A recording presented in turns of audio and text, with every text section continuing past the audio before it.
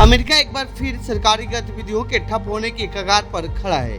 Senate में Republican party ने अस्थायी फंडिंग विधेयक पास कराने की कोशिश की है, लेकिन उन्हें 60 मतों की जरूरत थी, जबकि केवल 55 वोट ही मिले। परिणाम स्वरूप यह बिल विफल हो गया है और अब कई संघीय विभागों की गतिविधियां ठप होने की स्थिति में हैं। अमेरिकी कानून के अनुसार बजट या अस्थायी फंडिंग बिल पास न होने पर गैर जरूरी सरकारी सेवाओं को रोकना अनिवार्य होता है। तो आइए जानते हैं इस रिपोर्ट में क्या है इसके मायने।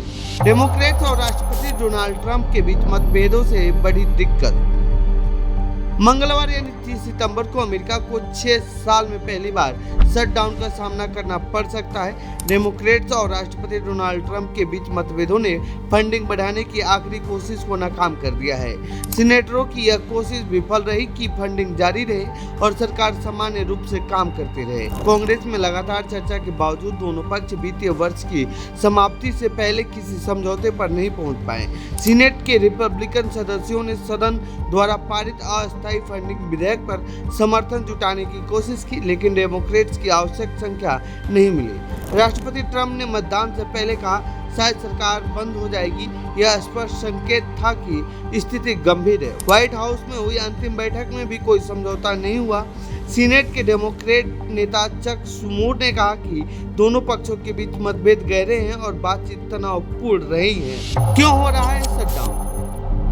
अंतर्राष्ट्रीय और घरेलू ध्यान खींचने वाली बातचीत के बीच house democratic minority leader Hakeem Jefferies ने ट्रंप द्वारा पोस्ट किए गए एक विवादास्पद एआई जनरेटेड वीडियो की आलोचना की। इस वीडियो में उन्हें और शूमर को मजाकिया और अभद्र तरीके से दिखाया गया है, जिससे बहस और तीव्र हो गई है। ट्रंप ने शटडाउन की पूरी जिम्मेदारी डेमोक्रेट्स पर डाली और चेतावनी दी कि यदि फंडिंग में देरी हुई तो सरकारी कर्मचारियों में बड़े पैमाने पर छंटनी की जाएगी। उन्होंने कहा कि इस ठहराव का फायदा हम उन चीज़ों से छुटकारा पाने के लिए करेंगे उठा सकते हैं जो हमें पसंद नहीं है, और यह डेमोक्रेट्स के लिए नुकसानदायक होगा। सरकारी कर्मचारियों की हो सकती है छटनी।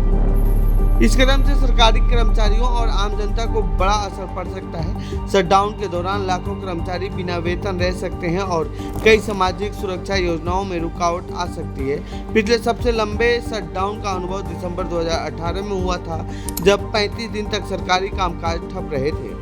कांग्रेस के दोनों दल शटडाउन से बचने की कोशिश करते हैं, लेकिन अस्थिर स्थिति और बढ़ते मतभेदों के कारण फंडिंग सुनिश्चित करना चुनौतीपूर्ण बना हुआ है।